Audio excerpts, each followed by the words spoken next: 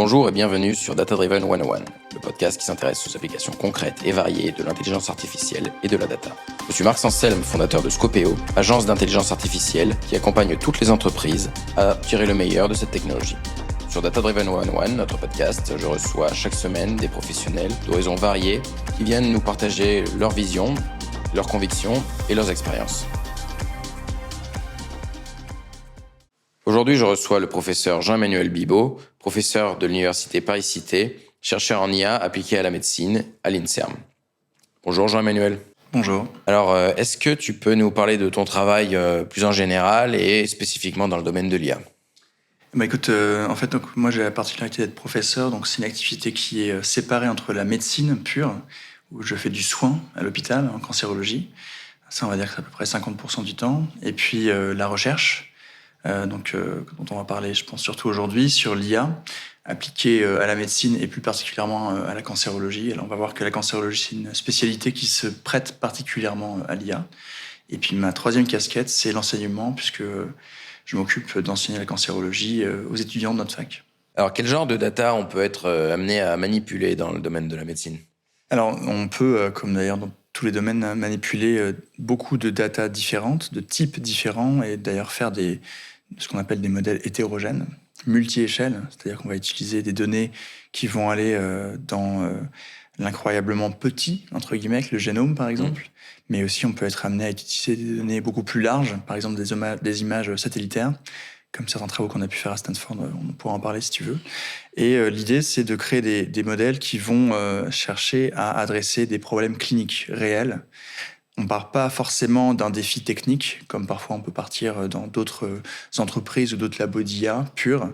Là, on va prendre une question médicale et on va se demander qu'est-ce qu'il faudrait que j'ai pour pouvoir répondre à cette question-là de façon la plus précise possible, éventuellement totalement automatisée. Et donc, en cancérologie, ça va aller, on va dire, de l'épidémiologie ou du dépistage jusqu'au diagnostic lui-même, c'est-à-dire utiliser de l'IA pour poser un diagnostic de façon automatique.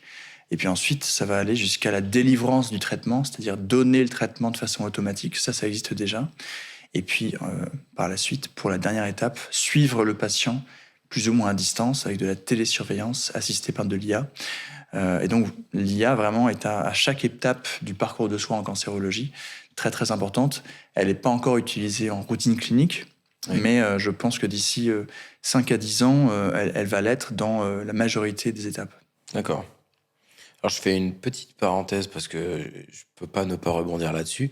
Des images satellites dans le domaine médical, tu peux nous expliquer ? Alors, en fait, c'est un travail qu'on avait fait à Stanford quand j'y étais il y a quelques temps maintenant, où on avait cherché à déterminer l'épidémiologie du cancer. C'est-à-dire, dans une zone géographique donnée, combien de personnes ont un cancer ? Alors, ça semble être une question un peu triviale. Ouais. En fait, c'est très important parce que c'est ça qui nous sert à guider un peu les politiques de santé publique, savoir où est-ce qu'il faut faire des campagnes de dépistage, où est-ce qu'il faut faire des campagnes de prévention, et puis à la fin même, peut-être, où est-ce qu'il faut ouvrir des hôpitaux pour traiter les gens. Et donc, le problème, c'est qu'aux États-Unis, quand j'y étais, et c'est toujours le cas, on a des données que très parcellaires. On sait qu'on couvre moins de 30% de la population. C'est-à-dire que pour 70%, on ne sait pas de façon très détaillée dans quelle zone il y a le plus de cancer. Et donc, c'est assez problématique. Au-delà du fait qu'on ait ces données très parcellaires, ces données coûtent quand même très très cher. Aux États-Unis, à chaque fois qu'on veut savoir ça, c'est à peu près 220 millions de dollars, juste pour savoir l'épidémiologie de certaines maladies. Et donc l'idée, c'était, comme bien souvent en IA d'ailleurs, est-ce qu'on a des données qui sont facilement accessibles, qui sont quasi gratuites, pour essayer de déterminer la prévalence du cancer sans avoir à dépenser 220 millions de dollars. Et donc, il y a déjà des travaux qui avaient été publiés au milieu des années 2010, où ils avaient cherché à prédire la prévalence de la pauvreté en Afrique et aussi de l'obésité aux États-Unis, uniquement à partir de données satellitaires. Pourquoi c'est pas bête ? Parce que en fait, le milieu dans lequel tu vis détermine tes comportements et tes facteurs sociaux, démographiques et économiques, qui sont eux-mêmes des facteurs de risque de maladie. Ouais. Et donc, le milieu où tu vis, il est très très bien reflété par l'image satellitaire. Et donc, ce qu'on a fait, c'est qu'on a téléchargé les images de Google Maps, donc exactement les images qu'on a quand on fait son trajet sur son application ou sur le web. Ouais. Donc, on avait à peu près 700 000 images, qui étaient des petits carreaux, des tiles. Et ensuite, on a récupéré les données épidémiologiques que l'on connaissait pour 7 des plus grosses villes américaines, ce qui représente à peu près 14 millions d'habitants. Alors, dedans, il y a des personnes qui ont un cancer et des personnes qui n'ont pas de cancer. Et on a corrélé d'abord, rattaché la tile, le carreau, à l'endroit où on connaissait l'épidémio, la zone où on connaissait l'épidémio précisément, qui étaient des zones à peu près de 4 000, 6 000 personnes. Donc, une très, très haute résolution spatiale, ce qui est très rare. Et ensuite, on a utilisé un réseau neuronal qui s'appelle ResNet 50, qui est ultra classique.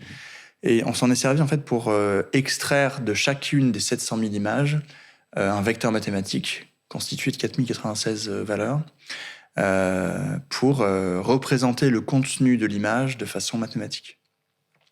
Et puis pour terminer, on a fait un modèle qui s'appelle ElasticNet, qui en fait n'est pas particulièrement du machine learning, mais qui est une régression logistique classique, où on a fait le lien entre ce modèle mathématique et la prévalence connue du cancer sur ces 14 millions de personnes vivant dans ces 7 plus grandes villes américaines. Et donc ça marche plutôt pas mal, puisqu'on arrive à déterminer la variance de la prévalence du cancer jusqu'à 60%, et sans utiliser quoi que ce soit d'autre que l'image satellitaire. Et donc c'était vraiment le but, c'était ne se servir que de ça, rien d'autre, pour prédire le cancer. D'accord. Donc on se base vraiment sur les causes finalement. On dit on va essayer d'estimer le cancer en se basant sur les causes du cancer qu'on réduit à on va dire le niveau de vie, l'environnement dans lequel on vit. Ouais, du coup. En fait, on sait que les deux grands déterminants du risque de cancer, c'est les déterminants génétiques. On a tous entendu parler du gène BRCA, par exemple, pour le cancer du sein, avec Angelina Jolie, par exemple, qui a eu ça, qui a une mastectomie bilatérale. Mais on sait que ces facteurs génétiques, en réalité, sa participation au risque de faire un cancer, il est très faible. D'accord. Son vrai risque personnel de faire un cancer, c'est son comportement. C'est-à-dire, est-ce que vous avez une activité physique ? Est-ce que vous ne buvez pas d'alcool ? Est-ce que vous ne fumez pas ? Est-ce que vous ne mangez pas trop de viande rouge ? Etc., etc. Et en fait, ça, c'est bien reflété par l'endroit où vous vivez, tout simplement. Et donc, et aussi, il y a un autre facteur de risque, c'est l'environnement pur. Cette fois-ci, la proximité avec de la forêt, ou alors au contraire, la proximité avec une autoroute. On pense que c'est aussi des déterminants du risque du cancer. Et ça, le réseau le voit très très bien, par définition, puisqu'on le voit sur l'image satellitaire. Et donc, on pourrait travailler à raffiner ce résultat-là. Pour ce 60%, c'est pas optimal, évidemment. Oui.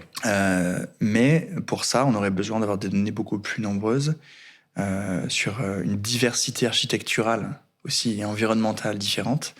Et je dis ça parce que probablement que ce résultat-là qu'on a obtenu sur des villes américaines, il y avait Los Angeles, Phoenix, Chicago, etc. Comme l'architecture et l'environnement l'organisation de la ville est extrêmement différente avec la France, je pense que la méthode ne peut pas être directement réutilisée en France. Il faudrait réentraîner un nouveau modèle à le faire. Et ça aussi, on l'a montré. C'est-à-dire qu'on a, je vais rentrer dans la technique, mais on y est un petit peu déjà. On a calculé 2 facteurs. On a calculé la distance cosine, la similarité cosine, et la distance euclidienne, qui sont 2 métriques qui permettent de juger de la similarité d'image. Et donc, on a montré que si 2 villes avaient en moyenne une similarité cosine et une distance euclidienne qui montrait que les images étaient très semblables, et ben on pouvait utiliser un modèle d'une ville pour l'autre. D'accord. Donc je pense que par contre que si on estime la similarité cosine ou la distance euclidienne entre une ville française et Los Angeles ou autre, vous allez avoir de telles différences que vous ne pourrez pas utiliser le modèle. Ouais. Ce qui permet de dire que, et ça c'est vrai en médecine de façon globale et en IA, un modèle entraîné sur une population ne va pas forcément fonctionner sur une autre population. Il y a d'autres exemples qu'on pourra évoquer plus tard. Ouais. Alors, où on en est en IA aujourd'hui en termes de performance, que ce soit le diagnostic, la consultation, etc. Alors, ça dépend vraiment du domaine auquel on s'intéresse. Il y a une étude qui a été assez frappante, qui a été très très bien faite récemment, sortie en Suède, réalisé en Suède, mais sorti dans un très très grand journal de cancérologie mondiale, où en fait ils ont évalué les capacités d'un algorithme de deep learning à interpréter des mammographies automatiquement. L'idée, c'est que vous savez que pour dépister le cancer du sein, en France et dans le monde, on fait une mammographie régulièrement aux femmes qui sont entre 50 et 74 ans. Et il va y avoir une double lecture humaine de la mammographie. Et en fonction de la double lecture, on va voir ou pas une anomalie qu'on va ensuite éventuellement biopsier et donc éventuellement voir s'il y a un cancer ou pas. Là, ce qu'ont fait ces chercheurs suédois, et c'était assez original parce que c'était la première fois que c'était fait de façon prospective sur autant de patients, 80 000 patientes, ils ont évalué les performances d'une IA plus un médecin versus 2 médecins. Donc ils ne sont pas passés au full IA, on va dire, mais ils ont déjà fait ça. Personne d'autre ne l'a fait pour l'instant. Et ils montrent que l'IA plus le médecin fait aussi bien que les 2 médecins seuls, mais en 2 fois moins de temps. 44% de temps gagné sur l'interprétation. Donc globalement, sur la performance pure, on va dire la classification, ça fonctionne a priori aussi bien, et dans certains cas mieux, que la majorité des médecins humains. Et sur d'autres métriques de qualité, que ce soit la rapidité ou l'exhaustivité, en fait, on est aussi en train de voir que ça va plutôt être mieux que les médecins. La seule petite chose où il faut être assez vigilant, c'est que cette étude-là, elle a été validée sur des vraies patientes, de façon prospective. Donc c'est on va dire la meilleure façon de le valider. Mais toutes les études qu'on lit sur l'IA, et je pense qu'on va en évoquer certaines, qui sont sorties, sont très souvent des études purement in silico, dans lesquelles il n'y a jamais eu de vrais patients ou patientes évalués ou participants.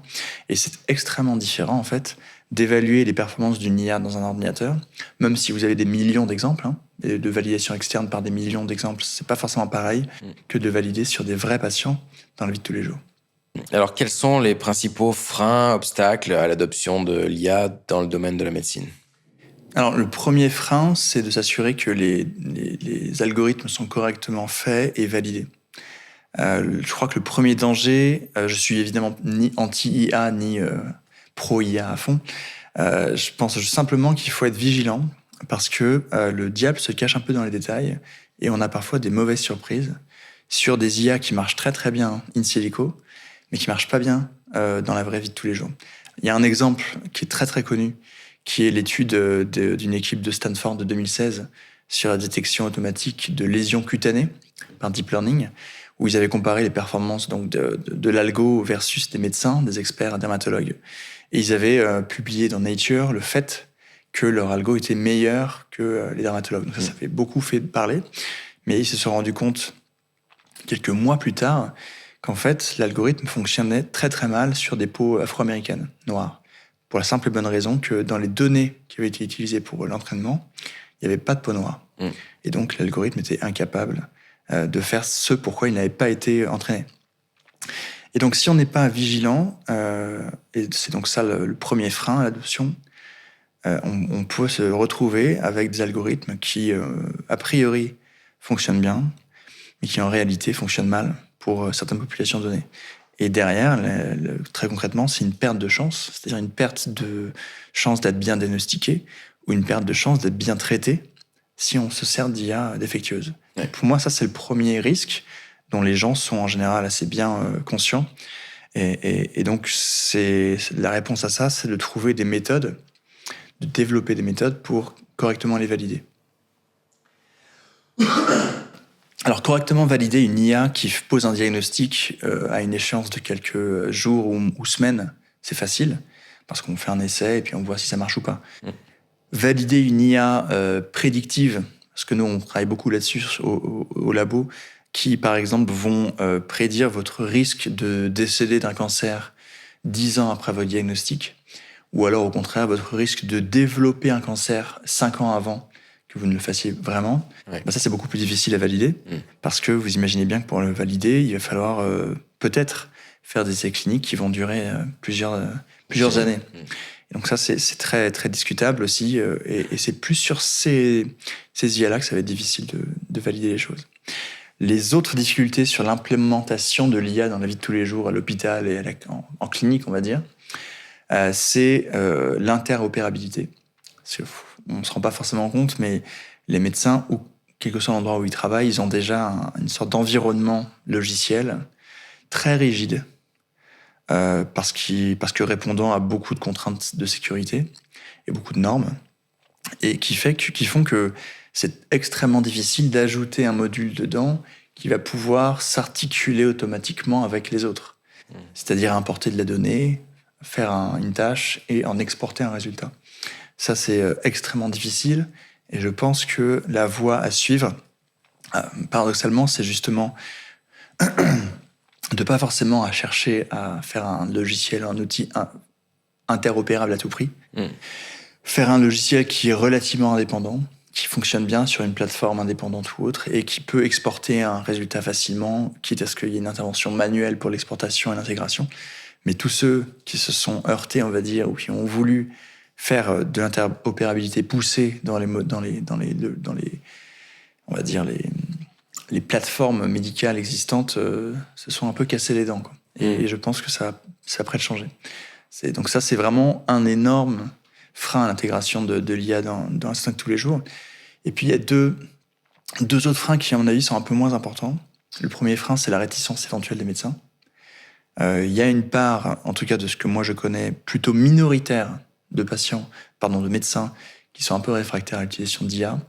En réalité, la grande majorité des médecins, décidément, veulent plutôt avoir accès à des outils d'IA performants, et donc ont plutôt une appétence pour ça. Donc le cliché ou l'idée selon laquelle les médecins seraient très réticents, en vrai, est pas tout à fait exact. Et le dernier frein, là j'y viens du coup, c'est les patients eux-mêmes. Pour avoir discuté avec différents décideurs, ils se discuteraient de mettre en place des labels, entre guillemets, de prise en charge avec IA ou sans IA. D'accord. C'est-à-dire que pour que le patient sache si, à un moment donné de sa prise en charge, il y a eu une intervention d'une IA.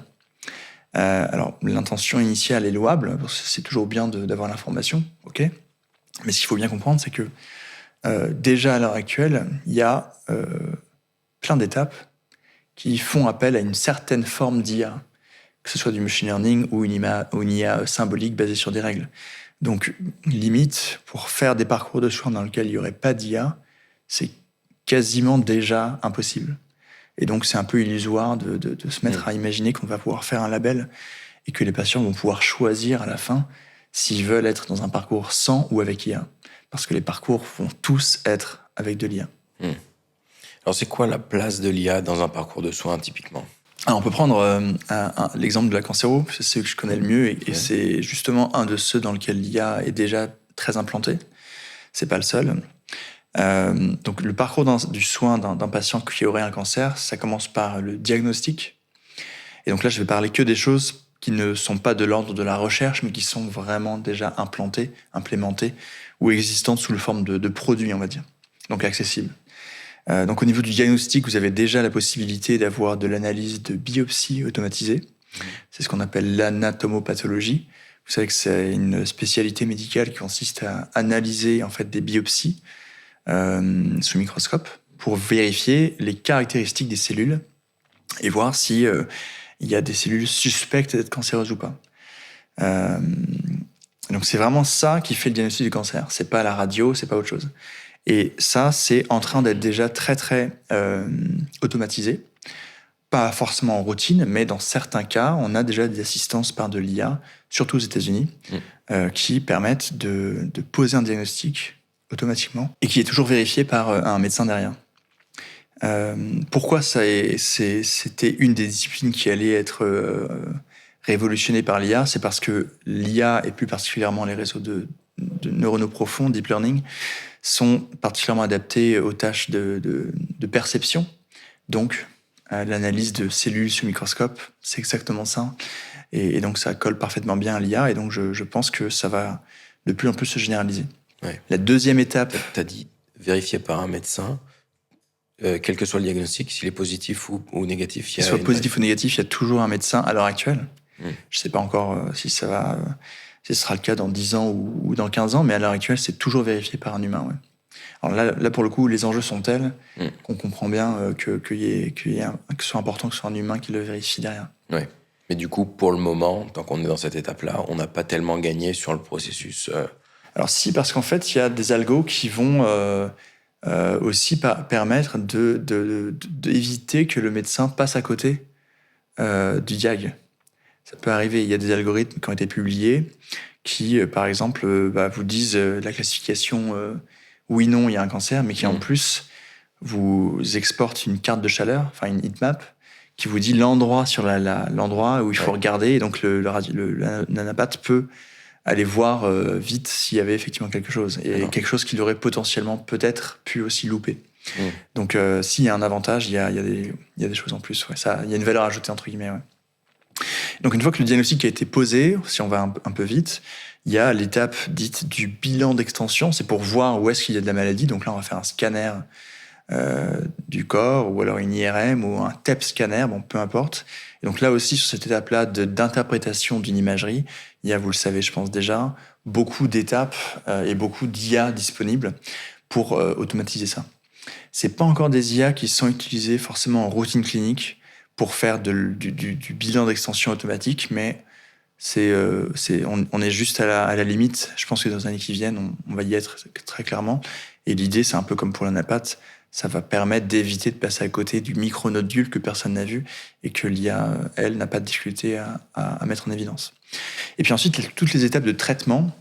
Et alors bon, là, l'IA, elle a une place très très variable. On va pas passer trop de temps dessus, mais première place, c'est sur la définition de la stratégie thérapeutique.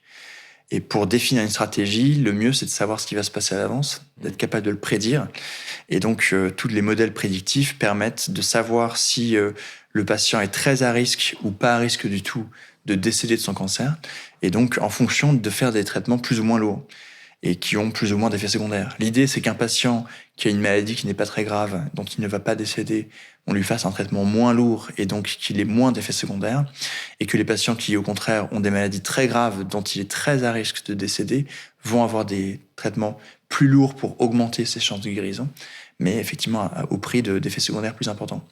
Et donc, c'est ce qu'on appelle la personnalisation de la médecine, et ça passe par les modèles prédictifs liés à l'IA. Et puis, une fois qu'on a défini la stratégie, il va falloir faire le traitement lui-même. Et là, en routine clinique, ça, c'est déjà totalement utilisé, par exemple en radiothérapie, c'est ma spécialité à moi, où on va envoyer des rayons X sur les tumeurs pour les détruire. Et on a besoin, en étape préalable à ça, de faire des scanners des patients et ensuite de dessiner à la main sur un ordinateur, en général sur tablette, en 3D, les volumes qu'on va viser par la machine. Donc ça, on le faisait à la main, ça pouvait prendre plusieurs heures, une demi-journée parfois. Et ce qui est déjà en train de se passer, c'est que on a des algorithmes de deep learning qui permettent de contourer ça automatiquement. C'est de la segmentation classique d'images en 2 à 3 minutes. Donc on passe de plusieurs heures à 2 à 3 minutes. Et ensuite, c'est ces images-là qui vont être vérifiées une fois de plus par un médecin. Et ensuite, qui vont servir par la suite à faire le traitement. Donc ça, vous, c'est comme l'outil de sélection lasso sur Paint automatique, mais en 3D, quoi. Et... Sauf que là, on n'est même pas à prendre un outil de sélection automatique. Les images, les 500 images sont sorties du scanner, envoyées sur un serveur, une baie dans l'hôpital.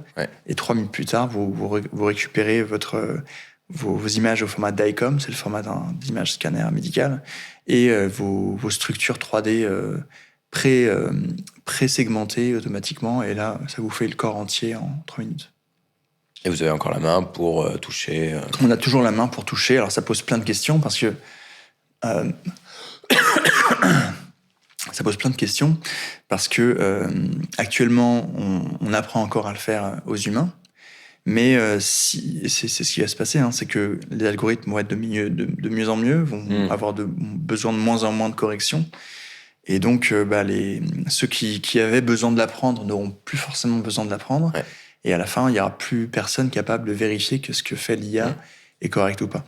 Donc, il y a aussi un petit risque de perte de compétences, y compris au niveau médical, sur lequel il faut être un peu vigilant là, dans les années qui viennent. Ça peut représenter un risque médical de plus savoir faire des choses nous-mêmes. Qu'est-ce que c'est nos options face à ça, selon toi ? Les options au niveau des facs, c'est premièrement, il y a une réflexion en cours, c'est de réfléchir à comment on fait pour former les médecins à l'IA et même à avoir une notion même basique de comment ça fonctionne. et quels sont les critères de qualité, qu'est-ce qui fait qu'une IA est bien ou pas. Et la deuxième chose, donc ça c'est basique, on va dire, en termes de formation pour tout le monde. Et je pense que c'est vraiment quelque chose qu'il va falloir faire. Et la deuxième chose, c'est former les médecins à utiliser les IA, bien sûr, mais aussi former les médecins et à garder leurs compétences actuelles, par exemple en organisant des simulations régulières sans IA, en humain tout seul, pour continuer à garder les compétences qu'ils ont, exactement comme les pilotes d'avion font, hein. Parce qu'on sait que beaucoup des parties de vol sont faites par des systèmes automatisés, ce qui représente un risque de perte de compétences. C'est-à-dire que quand le système automatisé ne marche pas, ou quand il y a un événement inhabituel, non prévu, si tu ne sais pas faire face tout seul, c'est très compliqué. Et c'est pour ça que les pilotes sont formés avec des séances de simulation, et peut-être qu'il faudra faire la même chose pour les médecins. Est-ce que, selon toi, l'IA a le plus vocation à être utilisé par le médecin ou le patient, ou les deux? Alors, je pense que l'IA va être utilisée par les deux, mais ce ne sera pas les mêmes. Donc nous, au labo, on travaille pas mal sur de l'IA utilisée, entre guillemets, par des médecins, avec des modèles prédictifs et autres, mais c'est aussi des modèles qui peuvent être utilisés par le patient. Alors en France, c'est pas encore tout à fait rentré dans les mœurs. Le patient qui va aller sur un site, rentrer ses caractéristiques et obtenir une réponse de prédiction ou de risque sur quelque chose. Aux États-Unis, c'est beaucoup plus déployé, plus ou moins assisté par leur médecin. Et donc, ces modèles-là, c'est une chose, mais il y a aussi tout le pan de ce que l'on appelle le patient-facing AI, qui est quelque chose qui est en train de se développer énormément et qui est très différent des outils de segmentation automatique ou de diagnostic dont on a parlé. C'est des algos qui sont souvent des algos d'IA générative, donc pour l'instant plutôt des LLM, qui permettent, par exemple, d'obtenir un diagnostic à partir d'une somme de symptômes simples. Il y a plusieurs raisons, je pense, qui font que cette partie-là de l'IA médicale va se développer très fortement. D'abord, il semble que les LLM, et en particulier GPT-4, soient très bons pour faire de la médecine, en tout cas pour faire du diagnostic simple. On sait, il y a eu pas mal de résultats qui ont été donnés, 85% de bonnes réponses à l'USMLE, qui est la portion écrite de l'examen américain pour devenir médecin. Donc aux États-Unis, ChatGPT fait déjà 85% de bonnes réponses, ce qui est bien meilleur que beaucoup des étudiants américains. L'examen de fin d'études de médecine, d'accord. Avant d'être interne, enfin resident aux États-Unis, mais à la fin des études, ouais. D'accord. Et le deuxième chiffre intéressant. Combien pour être médecin? Il faut 60, quelque chose comme ça. D'accord. Enfin, c'est un peu plus compliqué que ça, c'est que les États-Unis ont une procédure de matching, et en gros, en fonction de votre note que vous avez, vous allez être pris ou pas dans une bonne fac. Donc en fait, il y a des gens qui ont des mauvaises notes, mais qui sont quand même pris dans des moins bonnes facs, on va dire, et qui sont quand même médecins. D'accord. Mais en tout cas, 85%, ça correspond au niveau expert des étudiants en médecine américains. Ils n'ont pas beaucoup d'étudiants qui arrivent au niveau expert. Vous savez que les Américains, ils adorent classifier leurs étudiants en fonction de score. Enfin, nous, on aime de moins en moins, mais en tout cas, 85%, c'est vraiment très très haut. Le deuxième métrique qui est intéressant, c'est une étude d'Harvard qui a fait ça. En fait, c'est une équipe qui régulièrement, tous les ans ou presque, faisait du benchmarking de ce qu'on appelle les symptom checkers. Les symptom checkers, c'est des logiciels qui étaient souvent en ligne, où vous pouviez rentrer vos symptômes et ça vous donnait les 5 ou 6 diagnostics les plus probables en fonction de vos symptômes. Alors, il y en a plein qui marchent plus ou moins bien. Et jusqu'ici, les symptom checkers étaient aux alentours ils étaient entre 50 et 60%. Et donc, avec la sortie de GPT-4, l'équipe d'Harvard qui le faisait régulièrement l'a refait avec les mêmes tableaux, une trentaine de tableaux cliniques. Et GPT-4 sort 87% de bonnes réponses, c'est-à-dire de bons diagnostics par rapport aux symptômes qui lui sont donnés. Là où ça se gâte un peu pour les médecins humains, c'est que si vous leur donnez les mêmes tableaux cliniques et que vous leur demandez leur diagnostic, ils ne sont que 65 ou 66% d'entre eux à trouver le bon diagnostic. Donc, ils font déjà moins bien que GPT-4 sur du pur diagnostic classique. Alors, prudence avec ça quand même, c'est que, une fois de plus, la médecine, c'est pas juste faire un diagnostic à partir de symptômes. Ça va un petit peu plus loin que ça. Et en tout cas, ça n'empêche que c'est intéressant. Et donc, moi, je pense que cette IA, cette patient-facing AI, ça va avoir un intérêt, surtout pour le triage, par exemple, des patients avant d'aller aux urgences. Pour deux raisons. Aux États-Unis, par exemple, si vous mettez un orteil aux urgences, vous allez devoir payer $1,000. En général, c'est $500 pour l'hôpital, $500 pour le médecin. C'est vraiment minimum pour y avoir, pour en avoir fait les frais, entre guillemets.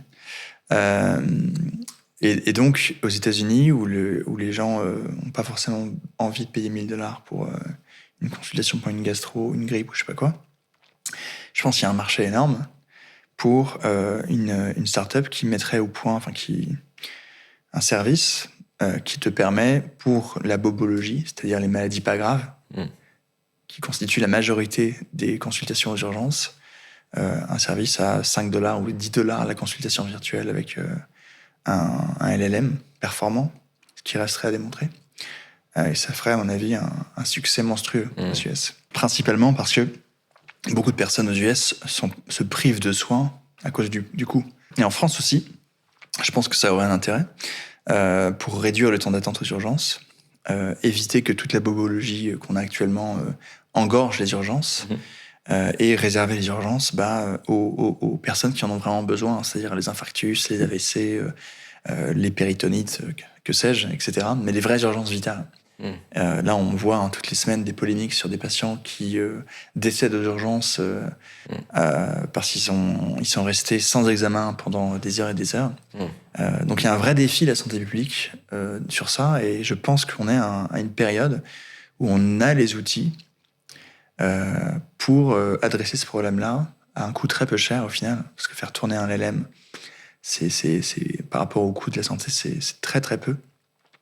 Et en plus, ça fait gagner de la qualité de vie aux patients, parce que moi, si j'ai le choix entre aller aux urgences et attendre très longtemps pour ressortir avec une ordonnance de paracétamol, ou alors être chez moi et accéder à une interface qui fait la même chose et qui me donne le même résultat, je préfère être chez moi. Oui, bien sûr. Alors, évidemment, il ne faut pas me faire dire ce que j'ai pas dit, évidemment, si tant est qu'on est capable de développer un LLM aussi bon que ça, et qu'on est capable de montrer qu'il est aussi bon que ça. Ça, c'est évidemment le nerf de la guerre. C'est-à-dire que si vous faites quelque chose que vous n'avez pas bien évalué ou qui marche pas bien, là, évidemment, vous faites courir un risque aux patients, et je crois que c'est pas trop l'idée. Oui, bien sûr. Ouais, alors justement, Google Health a sorti un papier sur un chatbot médical. Qu'est-ce que tu penses de ça? C'est exactement ce que je disais un petit peu tout à l'heure. Donc je pense que tu fais référence au papier qui s'appelle AMI, là, AMIE. Effectivement, un chatbot qui pose un diagnostic à partir d'un dialogue libre avec les patients, avec des très bonnes performances. Alors, il y a plusieurs choses. D'abord, sur ce qui est bien ou intéressant, c'est qu'ils ont montré quelque chose qui n'avait pas été trop montré jusque-là, c'est que leur chatbot, AMI, là, fait mieux tout seul que quand c'est un médecin qui s'en sert. Donc ça, c'est assez paradoxal. D'accord. C'est-à-dire que si vous ajoutez un médecin au résultat d'AMI, bien, le médecin plus AMI fait moins bien que AMI tout seul. Okay. Et le médecin tout seul fait moins bien que médecin plus AMI. Okay. Donc ça, c'est déjà une première chose qui était assez étonnante, mais c'est ce qui est décrit dans l'article. Deuxième chose, qui pour le coup est un peu moins positive, c'est que ça a été très critiqué quand le papier est sorti, notamment sur Twitter. Si vous lisez des exemples des interactions qui ont été faites, c'est pas des vraies interactions entre un chatbot et un médecin et un patient. C'est des interactions simulées entre un chatbot et des acteurs qui ont reçu des instructions. D'accord. Et donc les symptômes qui sont décrits par les acteurs qui jouent le patient sont décrits de façon très très très précise, et exactement comme dans les livres médicaux. Ce qui est en fait très drôle, parce que quiconque a interrogé, même nous, a interrogé un patient, il sait que parfois c'est très difficile d'exprimer exactement le symptôme que tu as, et puis parfois tu l'exprimes pas bien ou c'est mal écrit, etc. Enfin, donc ça déjà, ça pourrait être une énorme différence entre la réalité et la validation qui en est faite là. Et puis le tempérament de la personne aussi, qui va peut-être pas rentrer dans les détails. Ouais, ou la façon dont il s'exprime aussi. Simplement les mots qu'il utilise, etc. En fonction du milieu d'où il vient, ça va pas forcément être les mêmes. Et donc là, une fois de plus, c'est loin d'être des facteurs triviaux. Et ça peut être des facteurs qui impactent les performances de façon très, très, très significative. Et puis le dernier facteur un peu limitant ou sur lequel il faut être prudent, c'est que le papier de Google, c'est pas un papier qui a été... c'est que le papier de Google, c'est pas un papier qui a été évalué par des pairs. C'est que dans la recherche médicale, on va dire que le gold standard des publications, c'est quand la publi a été analysée par quelqu'un d'autre qui travaille dans le même domaine que toi et qui dit ouais bon là ça c'est bien, ça c'est pas bien. Et donc tu fais des corrections, tu améliores ton projet, tu améliores tes résultats. Là Google, le papier qu'ils ont sorti, comme très souvent la majorité des entreprises ou des startups qui travaillent dans l'IA sortent des papiers qui ne sont pas évalués par des pairs. En préprint par exemple, ce qui est très très bien pour aller vite et pour avoir des résultats quand on a envie de publier vite, mais ce qui est moins bien pour la qualité propre de ce qui a été fait dedans, parce que parfois il y a des biais de méthodologie qui sont faits, des raccourcis qui sont pris, et qui font que ça limite la portée des résultats qui sont communiqués. Alors je dis pas que dans le papier de Google c'est le cas, mais ce qui est sûr c'est que ça n'a pas été évalué par quelqu'un d'autre qui aurait eu accès à l'ensemble de la méthode utilisée, et qui aurait pu dire voilà ça c'est bien, ça c'est pas bien. Ouais, d'accord. C'est un peu comme ne pas publier son code dans. C'est de l'ordre de ça, ouais. Alors, quel impact a la régulation sur les avancées de l'IA dans la médecine? On peut parler du RGPD ou de l'AI Act, par exemple. Alors, moi, je suis assez sceptique. Je suis pas le seul, mais on n'est pas extrêmement nombreux encore trop à le dire, sur le RGPD appliqué à la médecine et sur l'AI Act appliqué, on va dire, aux startups d'IA, à l'innovation et plus particulièrement en médecine. Concernant le RGPD, ça introduit une lourdeur administrative absolument inadaptée dans la majorité des cas de la recherche médicale, et plus particulièrement lorsque vous cherchez à mener des recherches médicales à petite échelle sur une question que vous vous posez, pour laquelle vous avez des données rétrospectives, ça veut dire des données du passé, et que vous voulez analyser pour répondre à une question. Il faut bien comprendre que si vous analysez des données du passé, à aucun moment ça n'aura la moindre influence sur le devenir du patient. Voilà. Donc il n'y a quasiment pas de risque à faire de l'analyse rétrospective d'un point de vue de la confidentialité ou autre. Et évidemment de données anonymisées, je parle. On ne va pas se mettre à faire des choses sur des données non anonymisées.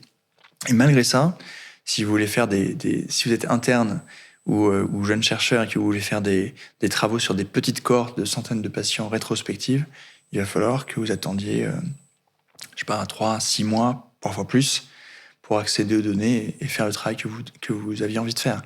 Et entre-temps, quelqu'un d'autre aura déjà répondu à la question ou vous serez passé à autre chose, quoi. Donc le RGPD, c'est très bien pour protéger certaines choses, mais c'est complètement inadapté pour des services de médecine ou pour des labos de recherche qui font des travaux à des petites échelles, qui ne vont jamais à aucun moment mettre en danger qui que ce soit, puisque par essence, c'est fait à partir de données du passé. Et en fait, ça a un effet très pervers, c'est que les gros organismes ou les grosses entreprises que je ne nommerai pas, parce que j'ai rien contre elles d'ailleurs, ont des départements entiers dédiés à, on va dire, le RGPD, à la certification, aux procédures, etc. Donc, en fait, pour elles, ça ne change quasiment rien qu'il y ait ce règlement-là. Ouais. Mais pour les autres, ça bloque complètement tout. Et donc, je pense que c'est un gros problème. Pour les AI Act, c'est pareil, mais amplifié, quoi. Je lisais, je crois que c'est la semaine dernière, un post LinkedIn Alors ça a la valeur que ça a, hein, mais je trouve que les arguments étaient intéressants. Et c'est un peu ce que je viens de dire sur l'RGPD, c'est-à-dire que les très grosses boîtes vont avoir des départements entiers qui vont faire la certification pour être dans les actes, et donc n'auront aucun problème à innover et à avancer, puisqu'ils ont des centaines de personnes qui vont le faire pour eux. Par contre, les petites boîtes, je parle même pas des labos, pour cela les labos, je sais même pas comment ils vont faire, mais les petites boîtes vont devoir avoir du budget pour avoir un consultant AI Act qui va faire la certification, etc., etc. Donc ça va créer un business de la certification AI Act. Donc certainement que là, c'est intéressant pour certaines boîtes. Mais pour les autres qui veulent innover et qui veulent faire du produit IA en santé, ça va être un frein monstrueux. Et ce qui va se passer, c'est que RGPD plus AI Act, dans 5 ans, on va se réveiller, on va se dire « Ah, c'est bizarre, l'Europe, on était bien à une époque. On avait les données, on avait les ingénieurs qui sortaient de nos écoles, on avait à peu près les infrastructures. Et on s'est encore fait avoir, on est encore super en retard par rapport à la Chine et aux États-Unis. Là, on est en 2024, je te le prédis, 2029-2030, les gens pleureront en disant ça. Et donc, moi, je trouve ça assez incompréhensible, en toute honnêteté.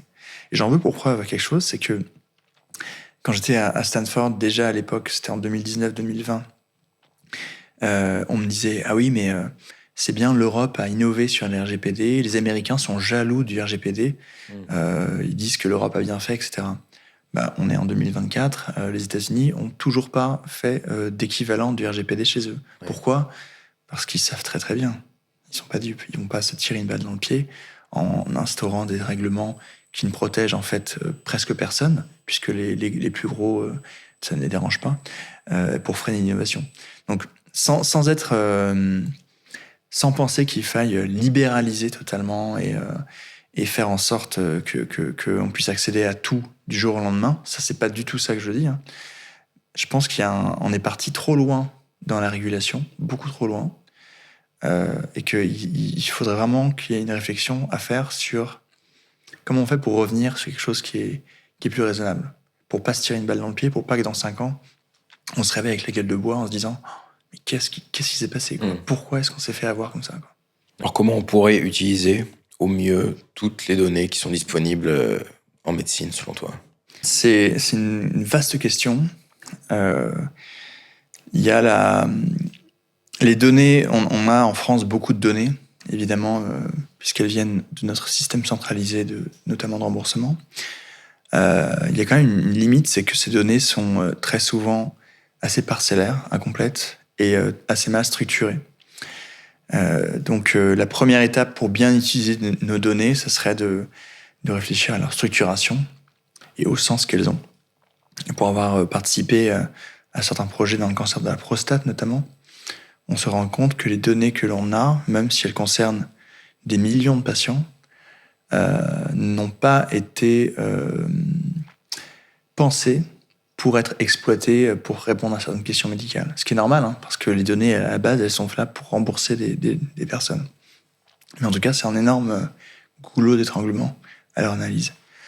Mais si on pouvait fantasmer un petit peu et se dire, voilà, vous avez accès à toutes les données que vous voulez et vous allez pouvoir en faire ce que vous voulez parce que vous avez le budget illimité et la puissance de calcul illimitée, eh bien, il faudrait essayer de faire une sorte de modélisation multi-échelle individuelle, c'est-à-dire partir, un peu comme ce que je disais au début, de la génomique, c'est-à-dire avoir le génome de plusieurs centaines de milliers de personnes. Alors, ça existe déjà en Angleterre, hein, notamment. Et puis, pour ces mêmes personnes, avoir leur activité physique et leur fréquence cardiaque et leur saturation en oxygène et tous les métriques qu'on peut très facilement avoir maintenant avec des montres connectées ou autres. Et puis, avoir leurs données sur ce qu'ils mangent. Ça, c'est très difficile à avoir, par contre. C'est souvent déclaratif. Avoir ensuite le risque d'obésité, le risque de cancer, etc., tout au long de leur vie. Donc, sur des dizaines d'années. Et puis ensuite, grâce à ça, pouvoir faire un super modèle prédictif, super exhaustif, qui permettrait pour les prochaines personnes, à partir de certaines données, de prédire leurs risques et éventuellement, du coup, d'adapter, de proposer des interventions, par exemple, favoriser l'activité physique, réduire l'alimentation en gras, en sucre, etc. Mais ça a été fait par certaines équipes, une fois de plus, de Stanford, il y a déjà quelques années. Cette espèce de comprehensive profiling, on va dire. Mais ça coûte extrêmement cher. Et faire ça à l'échelle de plusieurs centaines de milliers de personnes, pour l'instant, on n'est pas encore prêt à le faire pour plein de raisons budgétaires et de structure. Oui. Oui, peut-être de risque aussi de données, parce que là, on est quand même, le génome, on est sur quelque chose d'un peu plus... Ouais, bien sûr. Ouais. Il y a eu d'ailleurs, je crois que c'est 23andMe qui a eu un vol de données, plusieurs centaines de milliers de leurs données. Tu connais 23andMe, ouais? Non. 23andMe, c'est une boîte américaine qui a été fondée par une des sœurs de la femme de Sergey Brin, qui est chez Google, qui est encore maintenant, qu'il est revenu. Fondateur. Et donc qui propose, à partir d'un prélèvement salivaire, de séquencer votre génome pour avoir vos ancêtres, etc., et puis aussi vos risques de certaines maladies. Et donc ils ont eu un vol de données là il y a quelques temps. Donc oui, clairement, par rapport au génome, il y a des risques significatifs, même pas que le génome, hein. Tout récemment, on a eu le vol de cartes vitales. On a peut-être entendu parler. Ouais. Des centaines de milliers de Français qui ont eu leurs infos de sécurité sociale volées. Et rien que ça, c'est déjà aussi de la donnée très, très sensible. Ouais. Ouais. Mais c'est vrai qu'au niveau du génome, il y a cette notion d'impossibilité d'anonymiser. Et même si on est dans le passé, il y a tous les descendants qui vont partager le génome. Je pense que c'est des controverses qui ont déjà été soulevées par d'autres enjeux. Je pense à Henriette Lacks qui a donné des cellules qui se sont réparties qui ont couvert la Terre, et tous ses descendants se sont mis à se demander quelles allaient être les conséquences pour eux vis-à-vis de leurs assurances. Alors les cellules ELA sont encore utilisées dans tous les laboratoires du monde pour faire de la recherche sur la cancéro. Ouais, c'est colossal, c'est des tonnes et des tonnes de matière en fait. Et on estime même qu'elles ont contaminé d'autres lignées cellulaires et qu'il y a plusieurs dizaines de milliers de publications faites sur des résultats sur des lignées cellulaires autres qui sont en fait des résultats sur des ELA. Donc c'est bien sûr. Mais après ça va même encore plus loin que ça par rapport aux données génomiques. Il y a régulièrement des histoires aux US où on retrouve des serial killers ou des tueurs à partir d'empreintes génétiques anciennes qui n'ont jamais été identifiées et en fait qu'on réidentifie très très récemment grâce aux données entre autres du type 23andMe où on retrouve qu'en fait c'est le cousin de telle ou telle autre personne et donc on retrouve les gens et on les condamne. Oui. Donc il y a eu, si tu regardes sur internet, il y a pas mal d'histoires comme ça. Oui, ça pose pas mal de questions. Donc ça pose pas mal de questions. Est-ce que tu as une anecdote à nous partager? J'ai une anecdote qui est en ligne avec ce qu'on a un petit peu parlé sur les RGPD. Alors, quand j'étais à Stanford, j'avais mené un travail notamment sur le cancer de la prostate. Et pour ça, j'avais besoin d'accéder aux données de à peu près 80 000 patients qui avaient été dans un essai prospectif fait aux États-Unis sur une dizaine de centres académiques. Et donc maintenant, les données sont disponibles sur le site du NIH, c'est le National Institute of Health, c'est l'équivalent d'une espèce de ministère de la Santé américain, mais pas tout à fait. Et pour accéder à ces données de 80 000 patients, vous remplissez un petit formulaire sur leur site, et puis en 2 ou 3 semaines, vous recevez un lien et vous téléchargez vos données de 80 000 patients. D'accord. En France, si vous voulez accéder à des données de 100 ou 150 patients qui ont été traités dans votre hôpital pour répondre à une question rétrospective assez anodine, il va falloir que vous passiez entre 3 dans le meilleur des cas et 6 mois pour peut-être avoir légalement droit d'accéder à ces données-là. Donc voilà, je vous laisse voir la différence entre les deux approches. Évidemment qu'en France, il y a d'autres bases de données aussi un peu en libre accès, pas aussi grosses que celles du NIH, mais qui prennent pas 6 mois à avoir. Mais ça n'empêche que je pense qu'on a un gros souci sur l'accès aux données en France. Quoi qu'on en dise, c'est beaucoup trop rigide. Et je terminerai sur ça, c'est que on sait qu'en Europe et donc en France, pour chaque euro qui est dépensé pour faire de la recherche, il y a 4 euros qui sont utilisés pour vérifier que cet euro a bien été utilisé. Donc ça veut dire que, on va pas s'en sortir comme ça, quoi. Si 80% d'un budget de recherche est voué à de l'administratif et à de la vérification, etc., on va avoir des gros soucis. Alors, quels sont tes prochains travaux d'IA? Alors là, on a travaillé sur l'utilisation de LLM, plus particulièrement de GPT-4, pour dépister et grader les effets secondaires des traitements contre le cancer de façon automatique. D'accord.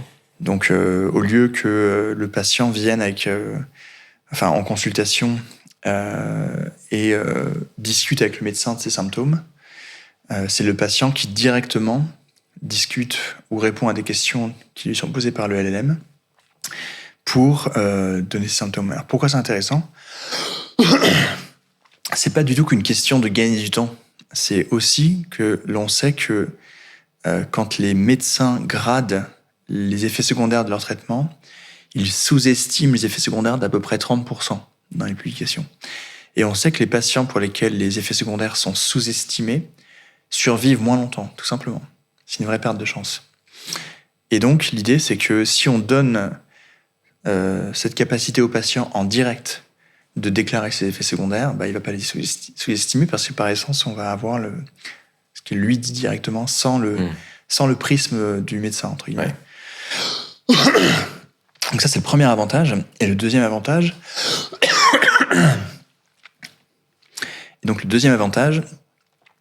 c'est qu'on peut, un peu comme pour l'histoire des urgences, trier les patients.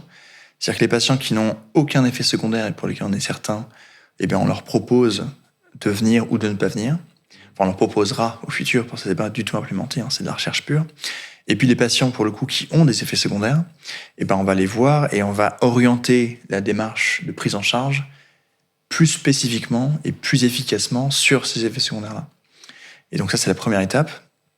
Et donc là, les papiers qu'on a faits qui ont été publiés dans un très grand journal de cancéro européen, on les a faits sur des patients virtuels, puisque GPT-4, on n'a pas le droit de s'en servir en France pour faire de la médecine comme ça. Donc là, on a généré une 50aine de patients virtuels et on a évalué grâce à ça un peu l'efficacité. Et donc la prochaine étape sur laquelle on est en train de travailler, en fait, c'est de se servir de LLM frugaux, des plus petits LLM qui tournent en local, donc typiquement Mistral, et donc qui tourneraient dans l'hôpital, ce qui ferait qu'on n'aurait pas besoin d'utiliser l'API d'OpenAI. Et donc on aurait beaucoup moins de problèmes avec le RGPD, avec toutes ces normes. Et puis ça permettrait en plus d'être assez efficace et d'avoir un modèle qui serait dans l'hôpital et non plus on ne sait où sur Internet. Et donc on travaille sur ça en ce moment principalement. Super, bon courage. Quel prochain invité est-ce que tu nous suggères pour Data Driven 101 ? Pour rester sur la thématique, Thomas Clausel, donc le CEO de Dawkin, qui aura, je pense, plein de choses intéressantes à dire. Merci Jean-Emmanuel. Merci.